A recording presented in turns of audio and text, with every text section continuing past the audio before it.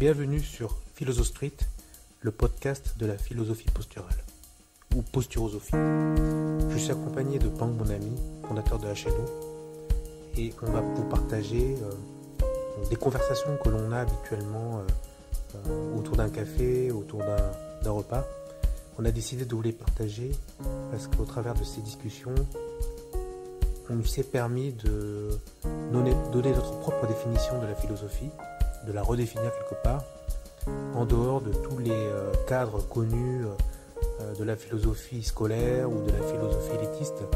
L'objectif étant de libérer la capacité philosophique que tout un chacun peut avoir, puisque avec la philosophie, on obtient une lecture détaillée et précise de la vie, de notre vie et de notre environnement. Et c'est un excellent manuel d'autodéfense intellectuelle face aux biais cognitifs qui entourent notre perception et notre raisonnement. C'est vrai que souvent, on a l'impression que la philosophie, il est nécessaire d'avoir étudié les Grecs ou toutes les disciplines un peu anciennes pour pouvoir avoir le droit de dire quelque chose. Parce que très souvent, on nous phagocyte à dire quelle connaissance tu as. D'ailleurs, souviens-toi, en première, on a tous fait de la philo et on devait citer les auteurs pour penser. En gros, la philosophie n'existe qu'à partir du moment où quelqu'un d'autre que toi a pu penser et conceptualiser, théoriser une façon de fonctionner. Si toi, par essence, tout le monde est philosophe, tout le monde a une philosophie et tout le monde est philosophe à sa façon. Mais si tu ne prends pas de point de référence, on a l'impression que tu n'inventes rien et tu manques de culture. Donc les gens, ils veulent pas philosopher parce qu'automatiquement, ils ont l'impression de ne pas connaître la référence sur laquelle ils vivent, et la philosophie qu'ils mettent en avant. Quelqu'un va le reprendre à dire: ah oui, mais là tu penses comme Socrate, ou là tu vas être plutôt dans la maïotique, ou là tu vas être dans tel truc, et tu vas toujours avoir l'air con à dire: ouais, bon, ok, des gens l'ont dit il y a X siècles ou millénaires, je le savais pas, donc je vais fermer ma gueule parce que ce que je dis, vu que j'ai pas de référence, ça a pas de valeur. Alors c'est faux. La philosophie, on en parle souvent, c'est pas quelque chose qui doit être simplement théorisé. C'est pas simplement quelque chose qui doit être dans la tête, c'est quelque chose qui doit être vécu. Or, tout le monde, dans sa manière de vivre, que ce soit le gangster ou que ce soit l'homme politique, il a une philosophie. Il a une philosophie et il a donc un modèle de pensée avec des croyances, parce que c'est sur ça qu'on va se baser, sur des croyances et une perception de la vie qui lui donne dès lors une façon de fonctionner, des comportements qui lui seront liés. Et donc, sa philosophie est liée par rapport à ses croyances et les valeurs qu'il aura mis à ses expériences passées ou à celles qu'on lui a déjà données. Et c'est ça qu'on va mettre en avant dans Philosoph Street, ou dans cette notion du podcast, où on va avoir cette envie de partager non pas ce que les autres pensent, mais ce que nous on peut penser, que ce soit juste ou pas juste. De toute façon, toute chose qui est proposée par nous-mêmes ne peut être que juste, parce qu'on va s'auto-valider. Donc nous on y croit, jusqu'à ce que peut-être une expérience, une sensation, une perception, une discussion puisse nous dire: ah, peut-être que là-dessus, je devrais revoir mon point de vue. Mais on n'a pas l'obligation de changer de point de vue, même si ça agace plein de gens. Et je sais que j'étais influencé dernièrement par des témoignages, et je pense notamment à Michel Onfray qui avait fait une émission avec un écrivain qui s'appelle Sylvain Tesson, et qui avait écrit un livre qui s'appelle La vie philosophique, reprenant la vie d'un philosophe qui s'appelait Henri David Thoreau, et qui avait une critique sur le fait que maintenant il y avait plus de professeurs de philosophie que de vrais philosophes, et des gens qui étaient philosophes dans leur manière de vivre. Et c'est pour cela que j'avais utilisé le terme de philosophie posturale. C'est-à-dire qu'on peut être philosophe ayant de références philosophiques comme les grands philosophes grecs ou allemands ou autres, et avoir une vie philosophique parce que nous, dans notre manière de voir la vie et d'observer la vie, on est philosophe en tant que tel. Et je veux complètement me désolidariser des références. On essaiera, en tout cas moi pour ma part, de ne pas utiliser des références qu'on a lues ou des préceptes, et avoir une vision très pure de cette discussion philosophique plutôt en essayant de comprendre les algorithmes de compréhension que nous on utilise, défaire certains autres algorithmes et donner un avis, on va dire, critique, qui peut être discutable, parce que l'objectif c'est aussi de se remettre en cause et puis de remettre en cause certains fondements que l'on croit justes et qui peuvent être déliés parce qu'on a cette flexibilité, on va dire, intellectuelle et cérébrale, de se dire non, je me suis trompé sur ce point-là et j'ai envie de corriger et de dévier un petit peu ma compréhension d'un sujet parce que suite à une discussion avec d'autres personnes qui ne sont pas forcément philosophes en soi mais qui ont une attitude philosophique et de se dire j'ai le droit de me tromper et de changer mon point de vue sur le sujet. Moi, ce que j'aime bien faire souvent, c'est regarder des interviews et puis regarder des gens qui discutent de sujets qui ont l'air anodins et puis de voir la posture à laquelle ils parlent de ce sujet, la manière avec laquelle ils sont, et on décèle dans cette posture de vie une véritable empreinte philosophique dont on peut complètement s'inspirer. Et souvent, on regarde des sportifs, on regarde des artistes, et on arrive à trouver des inspirations philosophiques au travers de leur œuvre, de leur action, de la manière à laquelle ils ont construit une parcelle de leur vie, et on en tire souvent quelques principes philosophiques grâce à cela. Ce qui est compliqué dans ce cheminement-là, dans la philo, c'est que, et là tu viens d'appuyer sur quelque chose que je trouve particulièrement important, on peut avoir une philosophie de vie liée à des doctrines et des croyances. On peut avoir des philosophies, qu'elles soient religieuses, qu'elles soient spirituelles, qu'elles soient physiques, qu'elles soient mathématiques. Moi, ce qui me dérange, mais c'est parce que c'est vraiment lié à ma perception de la vie, c'est que tout ça, c'est souvent en dissonance avec la façon de vivre. Il y a beaucoup de discours qui sont particulièrement intéressants, qui nous font cogiter, qui nous font nous remettre en question. Et quand on commence à étudier, justement, si on commence un peu à regarder des reportages, des discussions, des thèmes divers qu'on lit un petit peu, on se rend compte que les gars nous sortent des théories absolument fabuleuses, des logiques absolument géniales, et que dans la pratique au quotidien, c'est pas du tout ce qu'ils mettent en place. Donc, quelque chose qui est intéressant, c'est déjà de se dire, tiens, la philosophie c'est cool, mais est-ce que la philosophie est forcément vécue ? Et, comme tu viens de le dire, et comme mon frère le faisait remarquer, il y a plus des professeurs, de personnes qui sont des petits patrons de la connaissance, et qui vont te remettre, qui vont tenter de te recadrer par rapport à une connaissance théorique, à dire c'est ce gars-là à telle période qui a dit ça, ou tu penses comme tel truc pour en gros diminuer le fait que toi tu puisses le penser toi-même. Et souvent ils le font d'un point de vue théorique, mais au bout du compte on s'en fout. Je préfère quelqu'un qui est congruent dans sa démarche et t'explique quelque chose et il vit de telle manière. On reprend un sujet qu'on aime bien aborder, type le minimaliste. Il y en a plein qui papotent de minimalisme. Il y a des blogs entiers, il y a plein de trucs. Mais ils font quoi ? Ils en papotent. Parfois, même leur site n'est pas minimaliste. C'est-à-dire que d'entrée, ils te submergent de plein de choses. Entre la philosophie qu'on aime bien, donc c'est cette espèce de mouvement de pensée qui nous plaît, et la mise en application de la philosophie, c'est-à-dire la vie, vivre, il y a un gros delta. Et moi, j'ai un gros problème avec la philo et avec les philosophes. C'est que souvent, c'est des gens... d'ailleurs, en tout cas, moi, le stéréotype que j'ai, c'est peut-être un stéréotype très lié aux années 70, et tu vois, Café de Flore, etc., où tu les vois un petit peu en mode « je pense, donc je suis », et un petit peu hautain sur « moi, j'ai une connaissance », et en gros, plus je vais avoir une éducation, qu'elle soit universitaire, ou éventuellement de vie, mais c'était plus rare, plus en gros je suis une référence. Et ce qui m'agace, c'est que derrière, on a l'impression qu'il y a un discours qui est hyper rodé, qui est hyper étudié, et il y a la vie.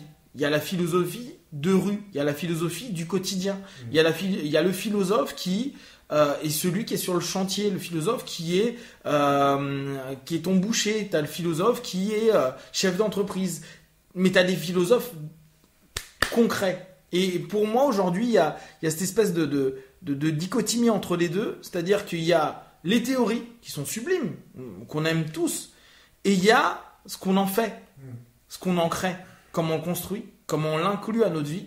Et au bout du compte, beaucoup de personnes ont des théories extraordinaires, beaucoup de personnes ont des philosophies merveilleuses, et quand tu les regardes, bon, c'est quand même mon boulot, j'ai de la chance d'avoir la mise en pratique du blabla qui est exprimé versus la réalité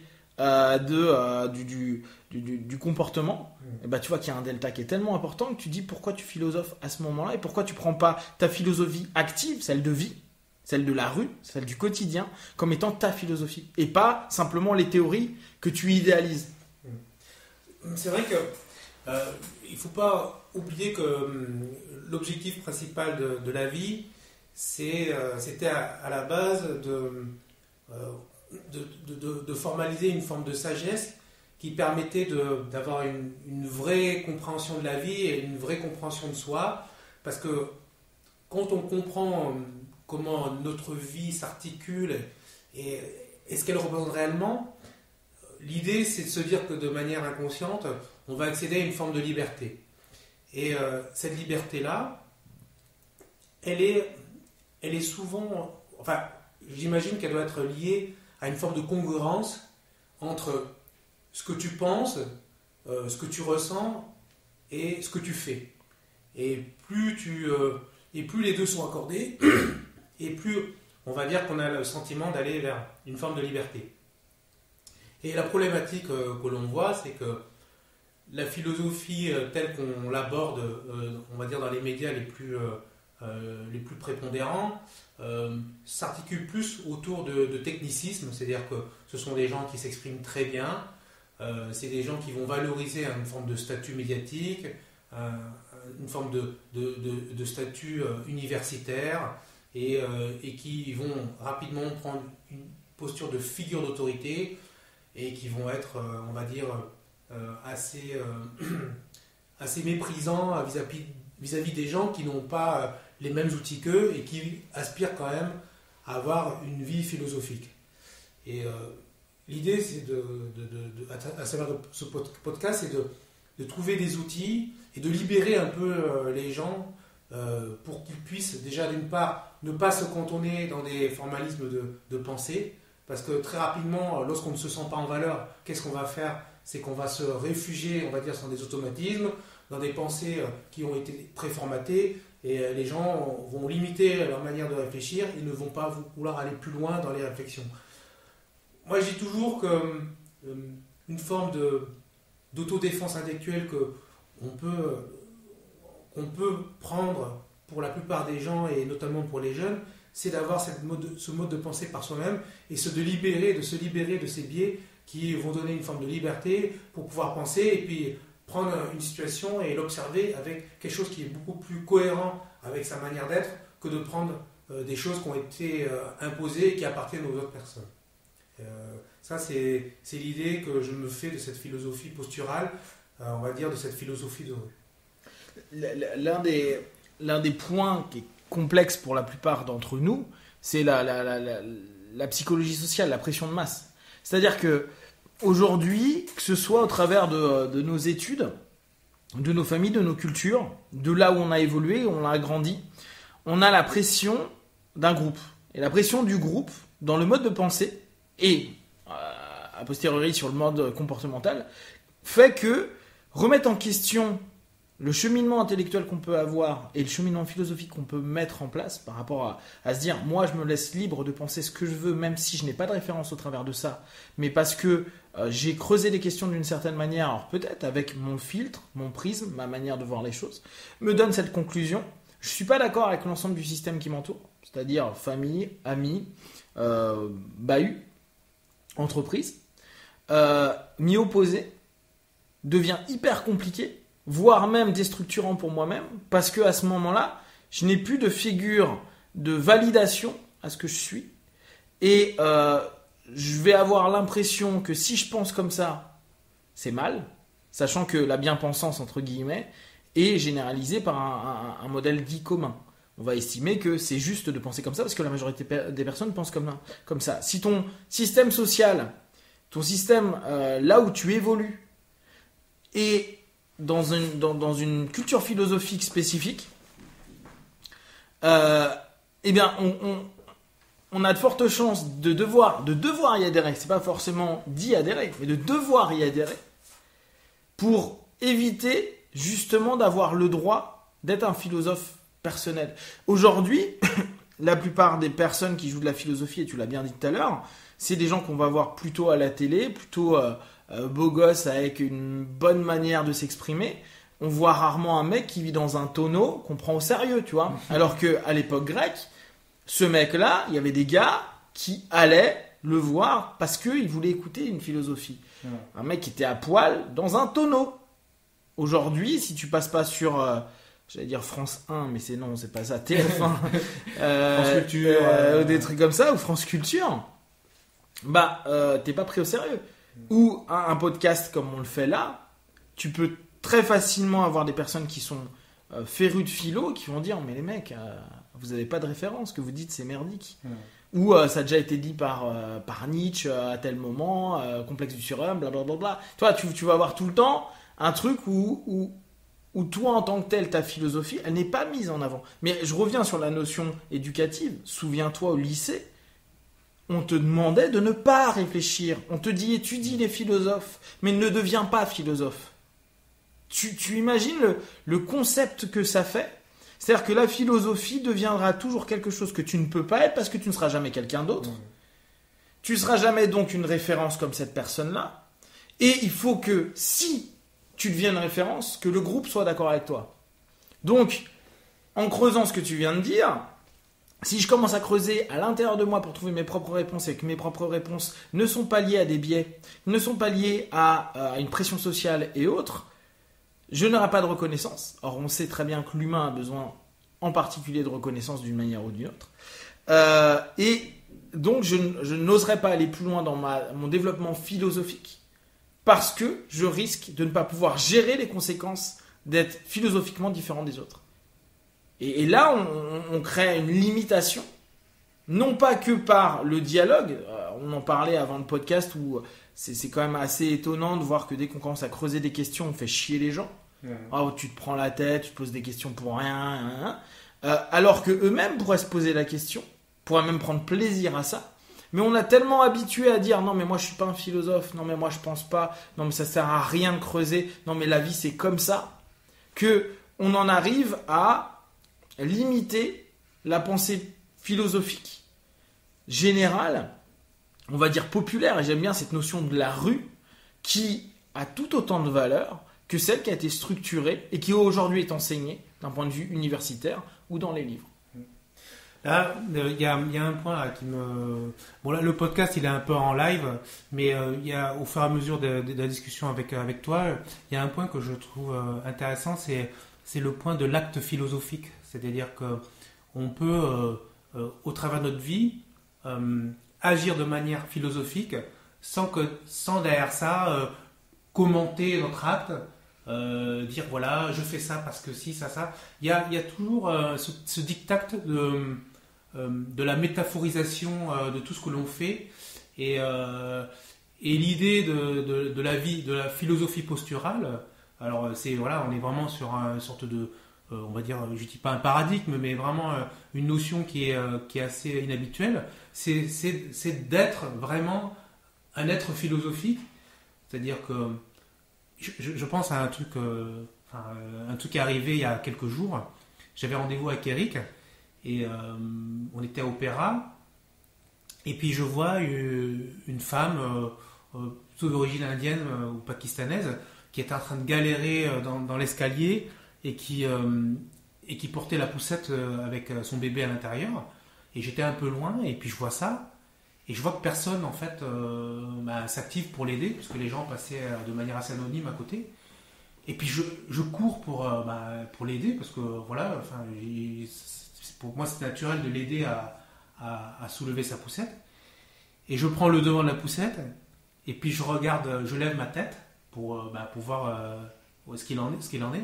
Et je vois derrière Eric qui est en train de pousser derrière. Mais je ne l'avais pas vu, parce qu'en fait on était dans un escalier. Et moi, ça m'a fait vachement de bien parce que, voilà, on sait que toi et moi, et puis Eric, on se connaît parce que par le biais du sport, notamment.